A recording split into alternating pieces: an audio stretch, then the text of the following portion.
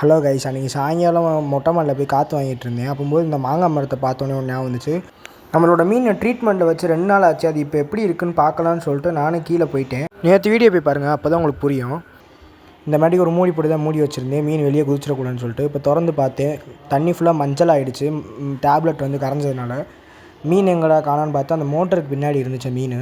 சரி, மோட்டர் எடுத்துகிட்டு பார்ப்போம் மீன் எப்படி இருக்குது அப்படின்னு சொல்லிட்டு பார்ப்போன்னு பார்த்தேன். நேற்று 2 நாள் இருந்ததை விட இன்றைக்கி கொஞ்சம் பரவாயில்ல மீன். இப்போ இதை தூக்கி நம்ம இந்த டேங்க்கில் போட்டுடலாம்.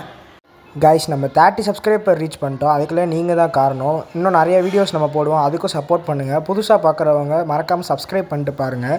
நம்ம நெக்ஸ்ட் வீக் கண்டிப்பாக மதுரை பெட்ஸ் மார்க்கெட்டுக்கு போகலான்னு இருக்கோம். அதை வீடியோ எடுத்து போடலாம். அதுக்கு நீங்கள் நம்மளை சேனலை சப்ஸ்கிரைப் பண்ணிக்கிட்டால் தான் அந்த வீடியோ உங்களுக்கு நோட்டிஃபிகேஷனாக வரும். ஓகே, இப்போ நம்ம வந்து மோட்டர் தூக்கி உள்ளே போட்டாச்சு. இப்போ மீனை வந்து நம்ம கையில் எடுத்து பிடிச்சி உள்ளே போட்டுடலாம்.